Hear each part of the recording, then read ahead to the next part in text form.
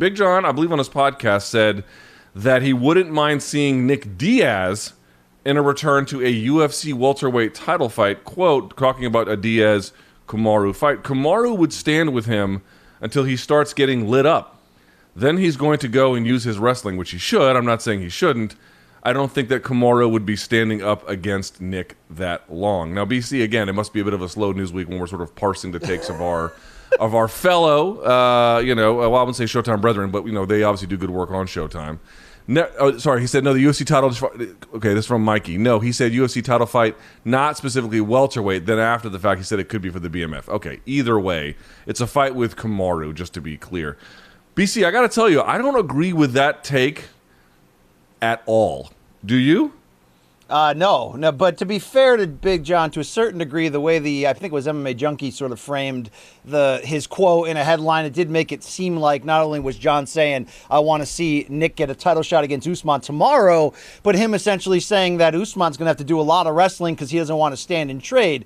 Either way you slice it, Luke, it's a pretty bad take in my opinion. I don't want Nick Diaz really anywhere near an octagon, which I know a lot of people disagree with, let alone a title fight. And do I believe that this version of him would force Kamaru Usman to shoot? No. I don't. At all. Here's the real question that underpins this. It's two things. I don't think that people, because it's not just Big John, right? Like, I don't think people, it's weird. Kamaru is probably by most people's estimates, most insiders, most hardcores, right? By most of those accounts, Kamaru is probably your number one pound-for-pound fighter in the sport. And yet, there's a bit of a pervasive sense that he can strike but has to resort to the wrestling a la Khabib, which doesn't really fully match the reality. On the other hand, BC, with Nick Diaz, and it's not just Nick, like there's other guys, and we've kind of talked about this, but it rears its ugly head again, which is the MMA fan base, and again, people were, we should be clear, like a lot of people disagreed with this take, but there is this kind of sentiment about the Diaz brothers and a handful of other ones where there's a little bit of denial about them aging. Like in boxing, the instant someone begins to look a little bit old, there's almost a pile on with them, right? And it's like, oh, they're washed and they can't do anything. In MMA, it's almost like, no, they can actually still do this. There's almost a denial in the other way. And it seems like either with Kamaru or with Nick, we're actually getting a little bit of both from both of them that I think is unfair in actually each direction. Yeah, I would say that's true. I mean, that would be a take, Usman needing to wrestle to avoid standing with Nick, maybe in 2016, Luke? I don't know, 17? No, 2006. Yeah, I mean, look, did Kamaru need to wrestle against Masvidal, who I would think is a more dangerous striker at this point than Nick Diaz? No, he clearly didn't. He knocked him the fuck out, right, with one violent punch in the rematch. But, I think this is, whether intentional or not, a little bit of a shot at the complete well-roundedness that Kamaru Usman has become. Or if not completely well-rounded, meaning is his striking on the level of his wrestling? No.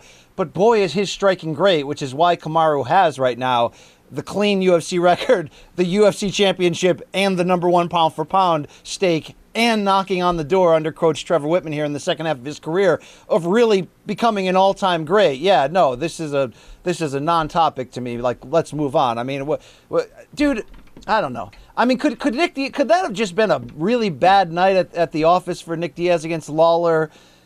Out of shape, didn't want to be there. And he could do better? Sure. You want to give him another fight against a cowboy-level guy? Sure, Luke. But what the hell are we talking about beyond that? I mean, really, what are we talking about? Let me just ask this then. Let me just ask this then. Because he has a fight with Leon coming up, right? We don't know when. Dana White was asked about it on BT Sports, said they're just waiting to hear about his hand. Could be a while, we don't know. Who could Kamaru beat where people will be like, wow, we really need to rethink how we view this guy? Because if the issue of beating Masvidal, to your point, doesn't get him that, who can he defeat where there would be a change of opinion about his ability to strike at not just range, but I mean for long-term parts of a fight against other good strikers? Because if it doesn't do it against Jorge, Leon's probably going to be all different phases of the game. I'm not sure who the answer would be. The answers are either Khamzat Chimaev or Israel Adesanya, Luke. I mean, if you still don't believe in Kamaru right now, then I guess you have to see him against those two to really believe that his striking is where it is right now, and his IQ and his ability to game plan and use his motor. Now, look, let's give Colby credit. Colby found a way to really push Kamaru twice at the highest level in 2 very close fights. But he didn't win either of them. Or can we be done doubting Usman? Not that I necessarily think that was the point of John's point. Big John could have just been sticking up for the Nick Diaz legacy, but we're not there anymore. You know, as you said, 2006. I mean, I mean, dude, Nick Diaz is a ghost at this point.